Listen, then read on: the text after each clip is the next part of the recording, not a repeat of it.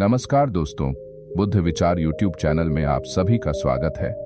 दोस्तों, आज के इस कहानी के जरिए मैं मन को वश में करने के लिए एक सीक्रेट बताने वाला हूँ कि आप अपने मन को अपने वश में कैसे कर सकते हैं। तो बिना समय को गंवाए कहानी को शुरू करते हैं। एक बार महात्मा बुद्ध किसी नगर से गुजर रहे थे। बुद्ध की नजर एक कपड़ा व्यापारी पर पड़ी जो उदास और निराश दिख रहा था। बुद्ध उसके पास गए और पूछा, हे भक्त, तुम इतने दुखी क्यों हो? यदि आप मुझे अपनी चिंता के बारे में बताएं तो मैं आपकी मदद कर सकता हूं। कपड़ा व्यापारी ने बुद्ध को प्रणाम किया और उन्हें अंदर आमंत्रित किया। व्यापारी ने कहा कि जब से मेरी पत्नी की मृत्यु हुई है तब से मेरे छोटे बेटे की देखभाल के लिए घर पर कोई नहीं है, इसलिए मैं हमेशा उसे अपनी दुकान पर लाता हूँ। लेकिन वह मेरी दुकान पर आने वाले हर ग्राहक की पगड़ी उतार देता है और कभी कभी उनका बैग उठाकर बाहर फेंक देता है।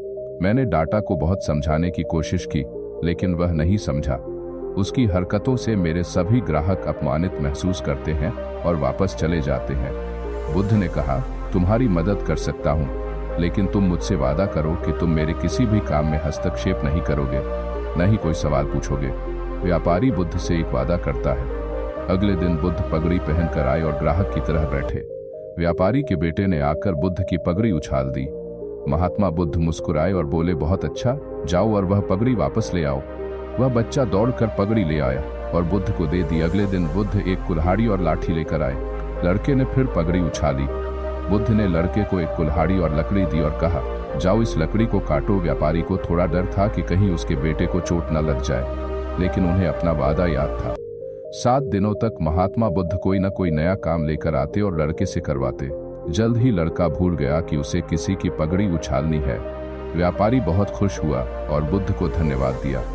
मैं जानता हूं कि इस कहानी और मन के नियंत्रण के बीच कोई विशेष संबंध नहीं है, लेकिन पहले आप इस तर्क को समझ लें। यदि हम अपने मन को अपने अनुसार कार्य नहीं कराएंगे तो मन अपने अनुसार कार्य करेगा।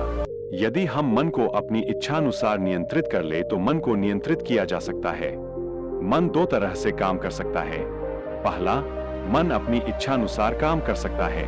दूसरा, हम मन से अपनी इच्छानुसार काम करा सकते हैं। बुद्ध से मिलने से पहले लड़के का मन और मस्तिष्क अनियंत्रित रूप से उसकी इच्छा के अनुसार काम कर रहा था, लेकिन बुद्ध ने लड़के से अपनी इच्छा के अनुसार काम कराया, जिससे उसकी आदतें बदल गईं। महात्मा बुद्ध अपने शिष्यों के साथ उपदेश देने के लिए दूसरे नगर में जा रहे थे। काफी दूर चलने के बाद सभी शिष्य थक गए और उन्होंने फिर महात्मा जी से कहा, गुरुजी, यदि आपकी अनुमति हो तो कहीं रुककर कुछ देर आराम कर लें। वत्स, हम कोई उपयुक्त स्थान ढूंढेंगे और वहीं विश्राम करेंगे। महात्माओं ने कहा। कुछ देर चलने पर उन्हें खेत दिखाई दिया। खेत में एक छोटा लड़का और एक बूढ़ा आदमी जुताई कर रहे थे। हे सज्जन, क्या हम यहाँ कुछ देर आराम कर सकते हैं? महात्मा ने बूढ़े व्यक्ति से पूछा। उस बूढ़े ने महात्मा को पहचान लिया और हाथ जोड़कर उनका अभिवादन किया और कहा, अरे महात्मा जी, ये हमारा सौभाग्य है कि आप हमारे खेत पर आए। तुम वहीं उस पेड़ के नीचे आराम करो, मैं जलपान करने की व्यवस्था कर दूंगा। तब महात्मा जी ने कहा, हे सज्जन, आप अपना काम पूरा करें, हमें कुछ नहीं चाहिए। फिर भी बूढ़ा नहीं माना और कुछ फल तोड़कर पानी देकर बूढ़ा अपने काम में लग गया। फिर सभी शिष्यों और महात्मा जी ने फल और पानी लिया और सभी वहीं आराम करने लगे। फिर बूढ़ा आदमी अपना काम करता रहा। फिर बूढ़े का पोता काम करते करते थक गया और मन ही मन सोचने लगा कि अभी तो आधा खेत ही जोता है, आधा खेत अभी बाकी है।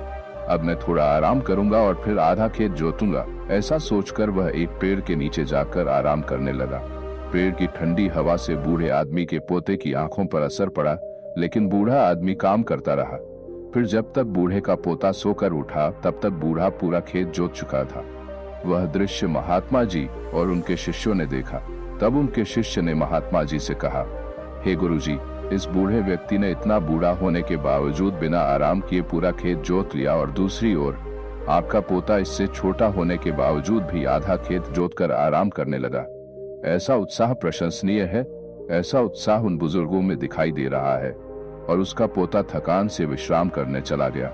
हे वत्स, तुम ठीक कह रहे हो, लेकिन ऐसा इसलिए हुआ क्योंकि वह बूढ़ा व्यक्ति केवल खेत जोतने पर ध्यान दे रहा था, शरीर की थकान पर नहीं।